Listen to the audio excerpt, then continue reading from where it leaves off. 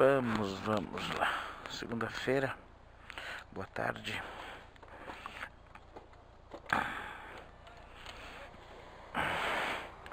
Seguindo o rumo para casa.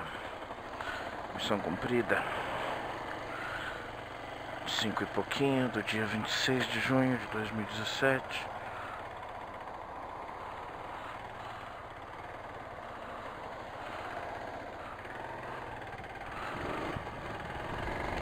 Dia bonito, tarde muito agradável, temperatura não tão fria, não tá aquela tarde tão gelada, pelo menos agora, quanto nos últimos dias. Essa semana o tempo promete aí ser bonito, tranquilo.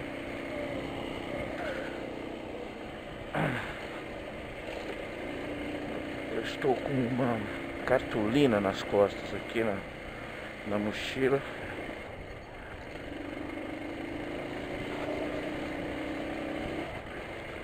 Espero que chegue em casa tudo bem.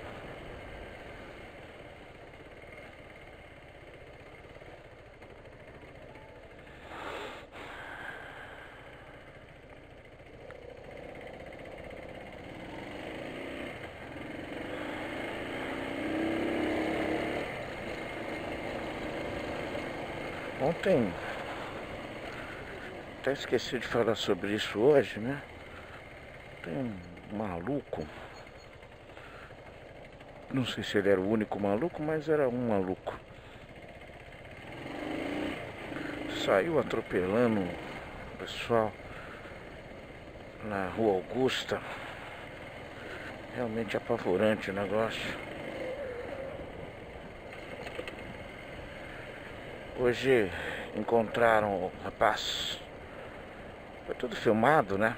Tudo não, boa parte, uma parte foi filmada e são realmente imagens chocantes. O cara, alguma coisa aconteceu muito grave, que o cara tava 70, 80 por hora na via que estava interditada, cheia de skatistas. Então ele nem se esforçou para desviar de ninguém. Ele foi passando, foi indo embora. Machucou 2 ou 3 pessoas e a mais grave quebrou a perna, parece. Uma perna, uma coisa assim. Isso foi meio, eu acho meio chocante.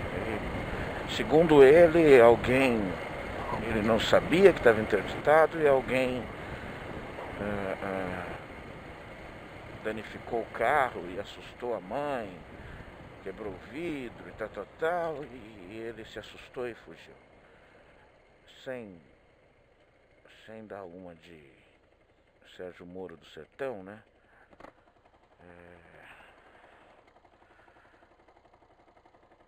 História um pouco estranha. Diz que a mãe de 80 anos estava no carro. Então, enfim, uma história meio louca. Se soubermos de mais alguma coisa, eu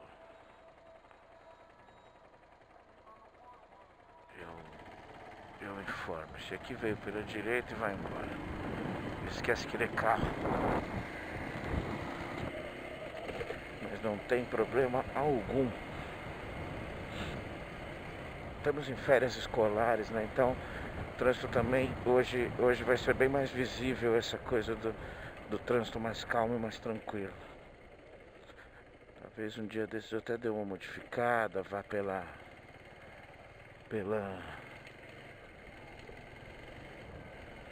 Marginal e tal, pra só variar um pouquinho o caminho.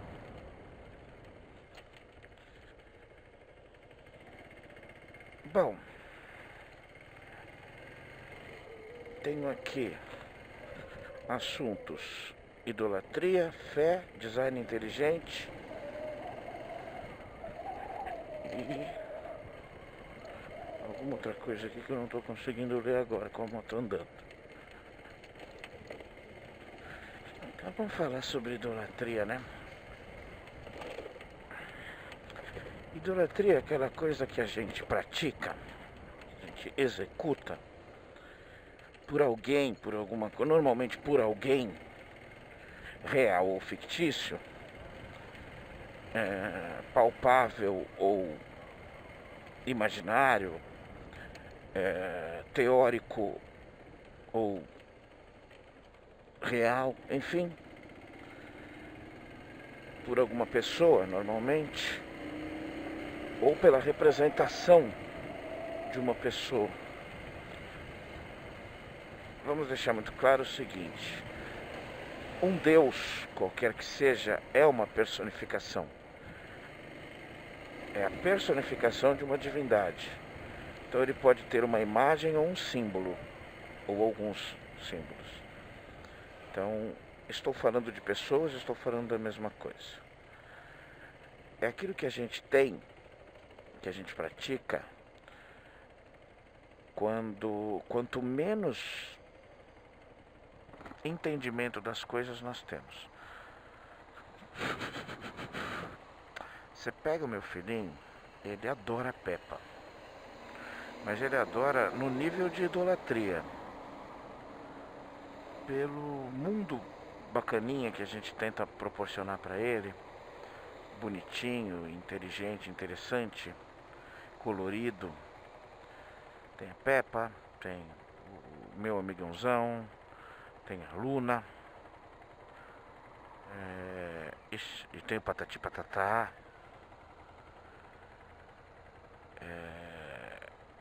Se eu virar para ele, vamos assistir o Patati Patatá, por exemplo, ele vai gritar, berrar, se espernear na hora do show, ou vai ficar paralisado, estático, como a primeira vez que ele foi. Isso é idolatria. É incontrolável a reação que você tem em relação àquilo que você está vendo, está próximo ou está, enfim, em contato. E esse é o exemplo mais simplesinho. Vou te dar outro exemplo. Idolatria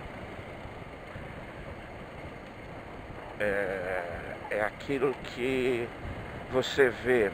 Eu não vou conseguir entender agora, talvez quando meu pitoco for menos pitoco e acontece um show, por exemplo, atualmente do Justin Bieber, e a molecada que quer assistir o show, para pegar um lugar bom e ficar perto dele, quanto mais perto possível, essa garotada, essas pessoas em si, mas num grande número, em enorme proporção, garotos, adolescentes, ou pré-adolescentes ou adolescentes. Tem alguns adultos no meio, mas aí não fizeram nenhum exame mental ainda para validar. E essas pessoas estão lá, passando frio, fome e tudo. E elas estão meio que passando tudo isso por uma questão de status. Porque elas gostariam de ser reconhecidas melhor. Não se trata só, não é só o fato de estar lá para ver o show e para ficar bem perto. Se trata de dois fatores também, além desse, que é o fato de falar para as pessoas. Eu fiquei 5 semanas, 2 meses, enfim, lá na calçada do estádio tal, e assisti, e o fulano, o artista, ficou a 3 metros de mim. É importante, ele vai ser admirado, ele vai ser invejado, numa fase que é tão importante isso, né? E também por uma questão de poder meio que ofertar mesmo. Ô, brother, demente, ele errou o caminho. Ofertar mesmo, ofertar. Ele gostaria de oferecer esse sacrifício pro ídolo dele. Aí o conceito, você já sabe para onde eu vou chegar, né? Você já está imaginando, né? O ídolo em si, no caso desse nesse caso onde ele é real, comprovadamente real, ele não está muito preocupado com isso, não. Alguns exercem a sua simpatia e seu carisma para agradecer essas pessoas, ficam sabendo dessas histórias, viram histórias de superação, de, enfim, amor incondicional pelo seu ídolo. E o nome ídolo é por conta disso, é a prática, vem da prática da idolatria, né? Existe um súdito e o ídolo é inicialmente um rei, é inicialmente o objetivo a ser alcançado, né? E esse é o segundo exemplo. Isso também é idolatria. E aí tem a idolatria final. Que aí é fruto de uma implantação cultural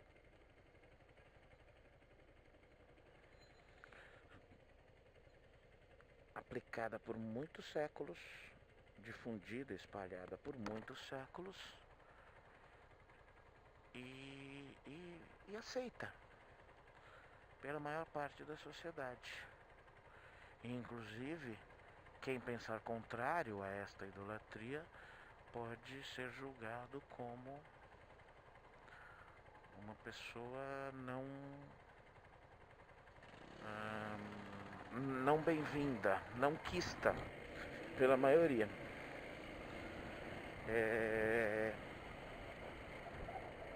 Já deu para perceber onde é que eu tô, né?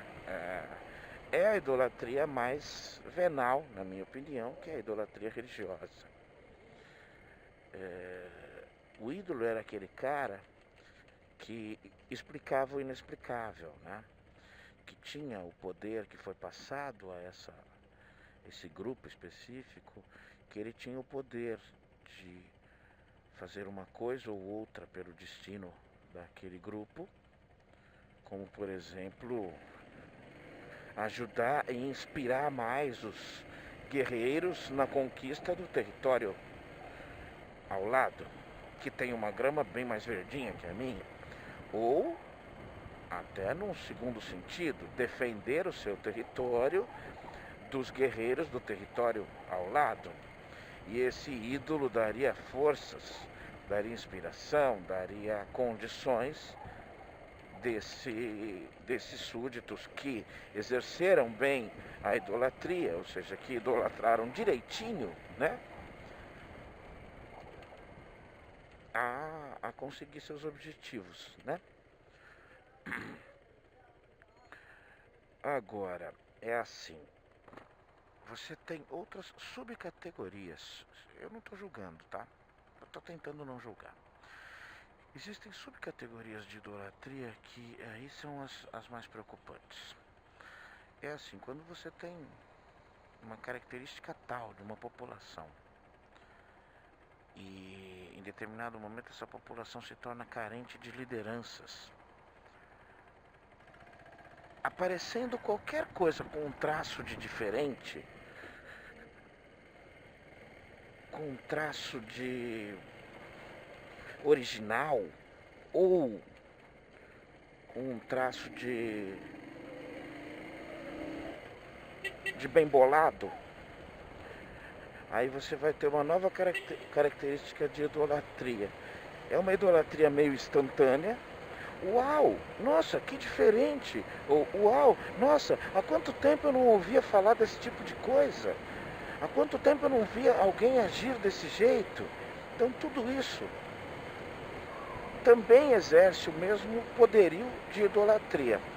Temos esses fenômenos na nossa política. Aqui no Brasil, em 2017, nesse momento, eu dou 2 exemplos, para não dizer vários outros.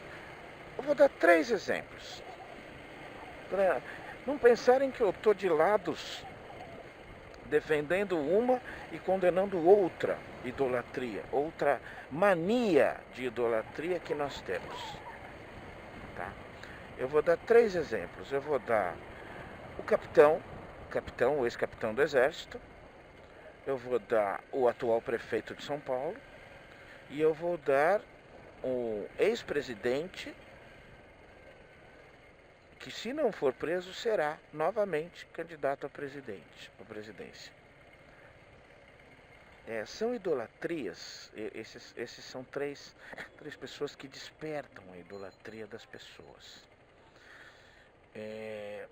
Sim, em comum que eles têm. Eu não vou nem dizer originalidade, eles têm presença de espírito no contexto de aproveitar situações e usar uma ou outra frase bem bolada. Isso é comum entre este tipo de ídolo que eu estou falando. São ídolos temporários, tá? Podem durar mais ou menos, como o Lula, por exemplo, está durando bastante já. E eu acho isso bem estranho.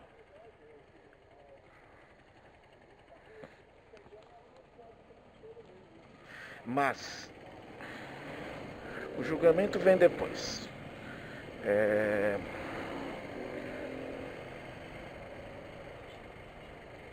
Essas pessoas, devido à carência de outro determinado tipo de pessoa, têm uma ascensão e exercem sim um forte poder de se tornarem ídolos e de serem idolatrados. Esse tipo de pessoa. Dória é um cara que vive a vida dele praticamente inteira na política. Ele é um empresário, mas que fornece, que trabalha para a política há muito tempo, mas o holofote nunca esteve nele. Então ele se aproveita disso para se dizer: não, eu não sou político. Não, eu não conheço o mundo político. Eu vou tentar administrar tão bem quanto eu administro as minhas empresas. E pronto, a fórmula está feita aqui. Quer dar uma pitadinha melhor nisso? Você se coloca como a pessoa que veio de baixo igual a todo mundo, que é uma pessoa... Você, cara, se veste numa boa de um ex-pobre, né?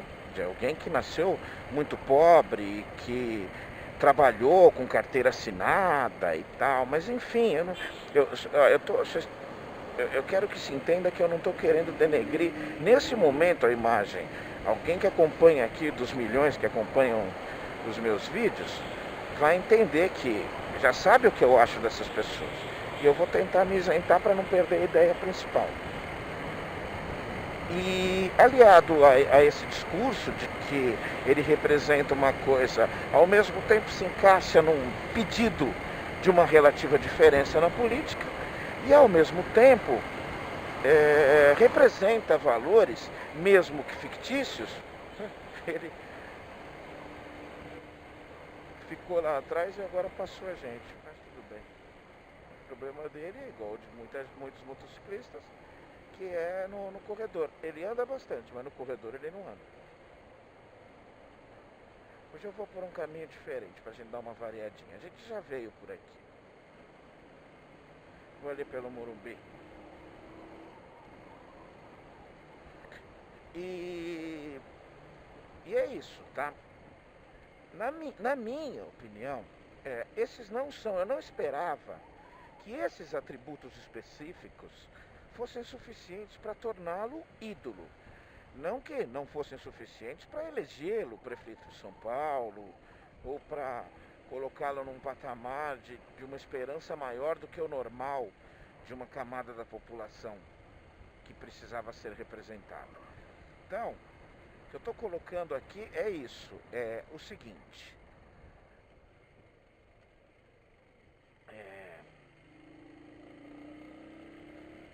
Ele apresenta diferenças, mesmo que fictícias, que encaixam com uma necessidade, com uma carência específica. O outro, o ex-capitão Jair Messias, além de tudo, o cara tem Messias no nome. Eu não sei se isso é fictício, mas é uma pessoa de presença de espírito também fortíssima. É uma pessoa de tiradas automáticas bem colocadas a esta camada que necessita disso, que se diz carente desse tipo de presença, e com alguma, não muita, tá? Com alguma capacidade de improvisação, consegue uma diferenciação que parece que agrada muita gente. Porque a representatividade dele é daquela coisa do cara que tem soluções fáceis, e essas soluções lembram muito as soluções que os nossos pais, que os nossos avós tinham para as coisas. Quando nós éramos criança, a gente não entendia como o nosso avô, nossa avó, um tio mais velho, ou nosso pai, nossa mãe, tinham facilidade para resolver coisas que era tão difícil para a gente. A gente tinha a sensação de que com uma frase eles resolviam. E eles realmente resolviam. Não é que eles resolviam com uma frase. Eles resolviam com a complexidade que era necessária para resolver aquilo. Só que para explicar para nós, não adiantava deixar complexo. Eles falavam de uma forma simples para a gente entender. E é essa relação, como é que eu posso dizer? É essa lembrança, essa reação psicossomática que esse senhor, esse rapaz, dá para as pessoas. Ele tem uma camada muito maior de jovens seguidores do que de mais velhos. Tem muitos mais velhos, muitos. Mas aquela linha intermediária, da qual eu posso tentar me encaixar aqui,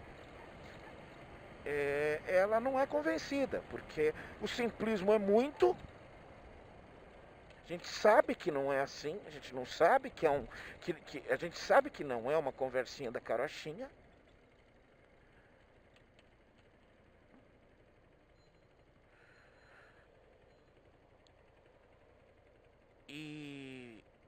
E sabe principalmente que não queremos ser abraçados por essas pessoas com esses valores. Ou seja, eu tô velho o suficiente para lembrar da ditadura militar, para lembrar de reais motivos e reais consequências de algumas frases de efeito, mas ao mesmo tempo eu sou jovem o suficiente para não achar que no passado existam tantas fórmulas simples para o nosso presente e para o nosso futuro.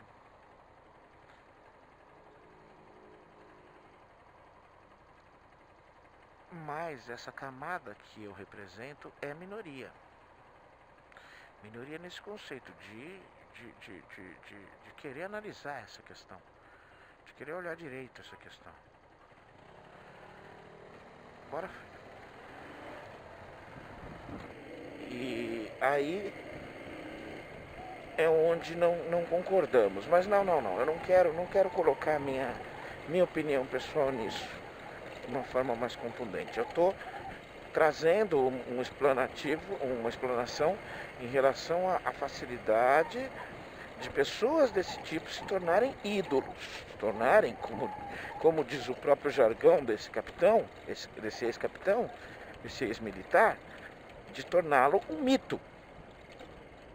E esse é o maior perigo que um ser humano pode correr, quando ele se transforma num ídolo, num mito, numa situação, num ansejo sobre-humano, num anseio sobre-humano de uma camada de população. Aí eu vou pro terceiro, o odiado e tão temido sapo barbudo, né? Uma figura que cresceu, que surgiu, esse sim, do meio do nada. Realmente tem uma das origens... Ô, brother, caramba, mano.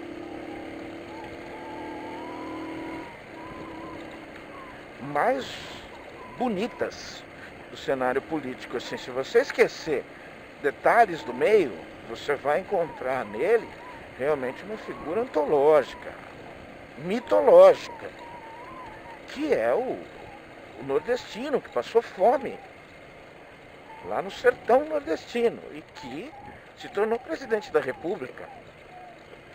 Agora, os métodos que fizeram principalmente com que muito do que ele conseguiu, muito do cartaz que ele conseguiu com a população, que são os conchavos podres, hediondos,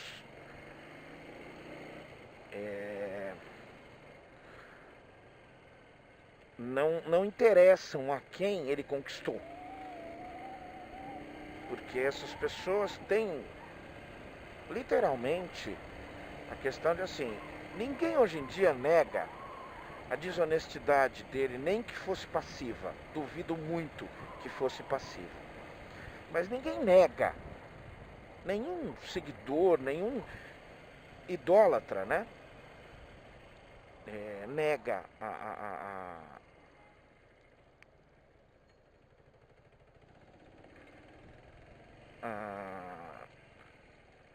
a culpa dele, a ciência dele sobre a corrupção da qual ele é acusado.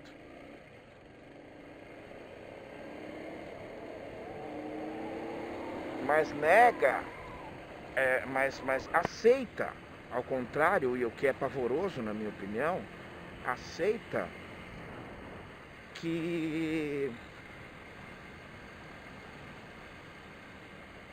foi por uma boa causa, né? Que ajudou os pobres. E beleza, aí vale tudo. E simplesmente eu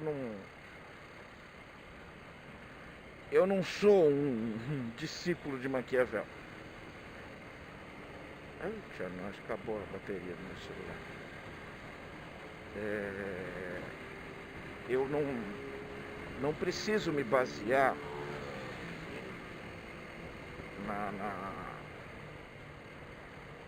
nas ideias que grandes governantes ainda abraçam de que os fins justificam os meios. E na minha opinião, os fins se confundem em determinado momento. É 90, filho. Você para a 60 por hora aqui. E... beleza, eu não vou explicar muito. A questão maior, eu dei os 3 exemplos, mas a questão maior é o outro lado. É quem idolatra, quem é que alimenta esses ídolos.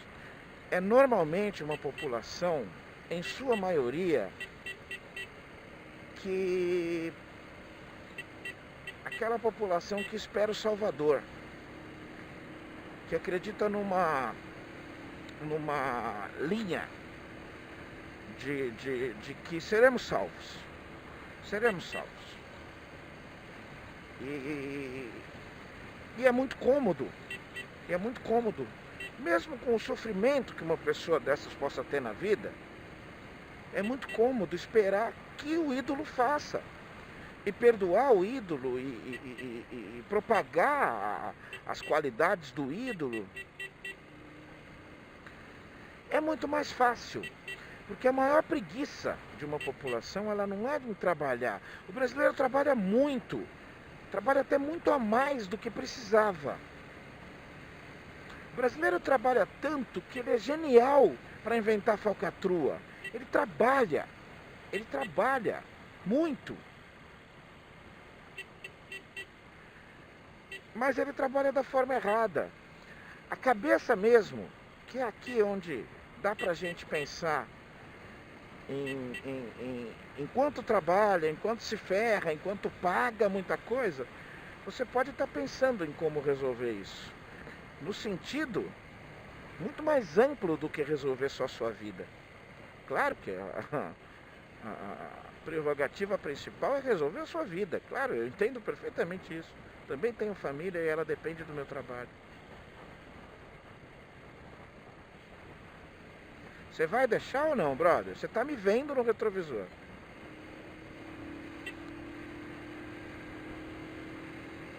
E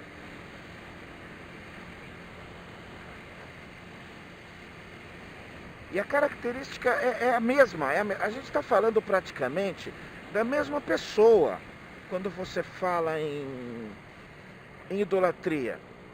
Não importa se ele admira, se ele idolatra o Bolsonaro, se ele idolatra o João Dória, ou se ele idolatra o Luiz Inácio da Silva, ou o Aécio, ou qualquer um.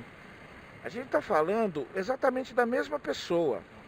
Ela prefere que estes caras sejam os seus salvadores. Elas até aceitam os seus defeitos, mas proclamam muito mais alto as suas qualidades. Porque é mais fácil você deixar eles fazerem por você, eles darem a solução para você. Eu vou amanhã ali na Decathlon ver um negócio.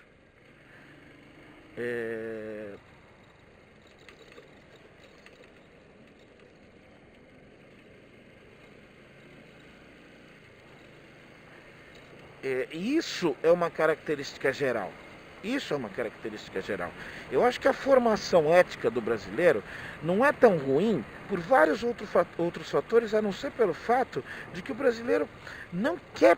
Não, isso é muito complicado. Ele prefere trabalhar mais, ele prefere até aceitar não se aposentar agora, como pode acontecer. Sabe? Não, isso aí dá muito trabalho ficar pensando nessas coisas, sabe?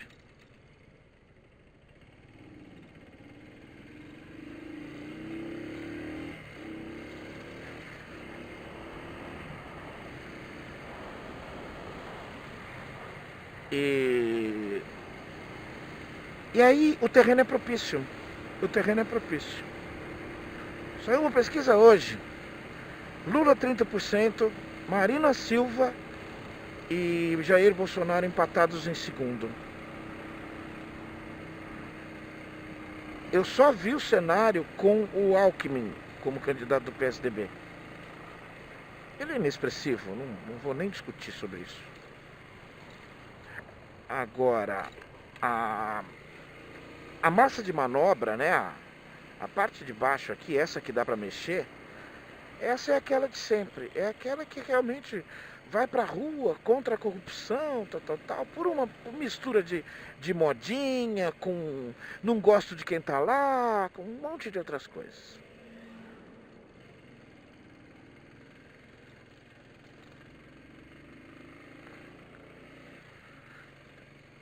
Mas enfim, é realmente um terreno propício. O Brasil de agora, de 2017, de junho de 2017, na minha opinião, a leitura que eu tenho é essa, nesse conceito.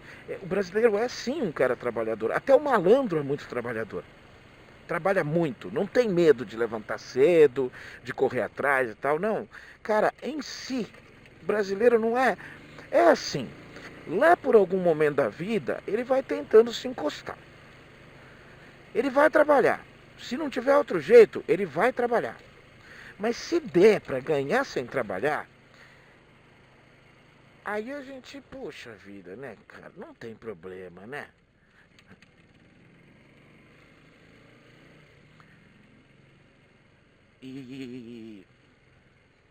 Mas, ao mesmo tempo, é um cara que depende da opinião dos outros. Eu deixo isso para mim é muito claro num outro comparativo que eu acho que é justo fazer nesse momento. Você pega e o brasileiro não é pior do que o estadunidense, do que o japonês, do que o francês. Não, do que o francês é um pouco pior, vai. Muito pior do que o canadense e assim por diante. Mas vamos lá, vamos voltar para cá. Você olha a qualidade dos artistas mais ricos do país. quem é que está em determinada época ganhando muito dinheiro. E aí você pega facinho e identifica subcultura. Subcultura. Você está falando de derivados de funk, de sertanejo. Derivados. Não adianta, cara. Rolando Boldrinho é sertanejo. Dominguinhos é sertanejo. E esse naipe, e as duplas sertanejas antigas são sertanejos. Essa fábrica de dupla, que há 10 anos eu não decoro o nome de ninguém, e não quero nunca mais fazer isso, é isso. Os caras ficam milionários em um CD. No segundo CD nem se sabe quem foi. Porque já apareceram mais 2 ou 3 nesse ínterim.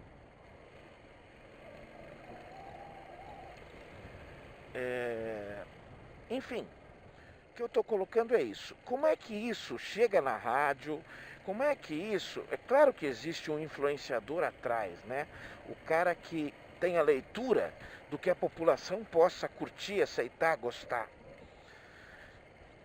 Mas existe uma passividade enorme naquilo. O novo sucesso do fulano. Assim, ninguém está perguntando se é bom ou ruim. Não, é o novo sucesso do fulano.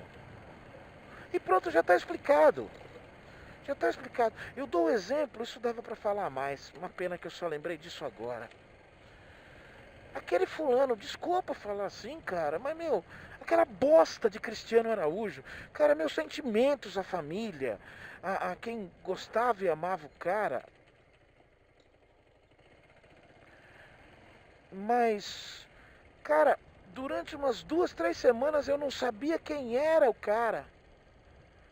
Um acidente matou o Cristiano Araújo. Eu não fazia ideia da merda que ele cantava. Aí descobri que era um tal de Barabará Berê Berê, que vem da mesma família do Tchê Tchererê Tchê Tchê, Tchá Tchá Tchá Tchu Tchu Tchu, e todos os iguaizinhos, que são sucesso assim de imensa fortuna rápida. Quando eu descobri que era o tal do Barabará Berê Berê, eu fiquei muito menos triste. Mas, mano, que bosta de som. Que música ruim. Que movimento ruim. Aonde 99% de quem ouve fala assim, é legal, é divertido.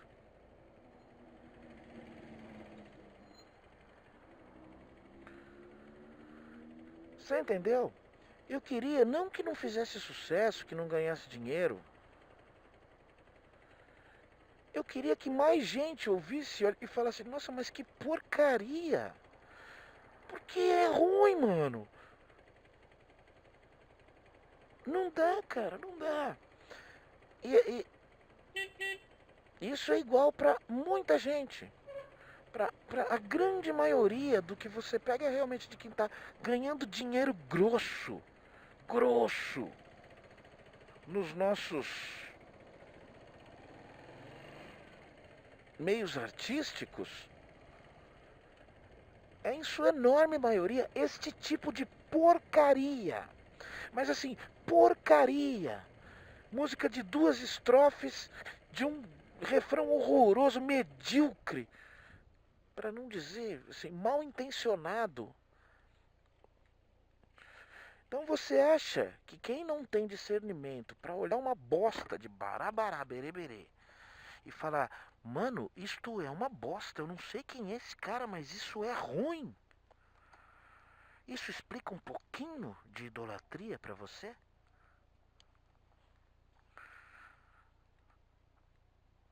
É só minha opinião e ela pode amanhã estar diferente. A segunda-feira a parte profissional já foi. Agora eu tenho uma parte bacana de várias horas com 2 pessoas super fofas. Beijo para todos, gente. Até amanhã.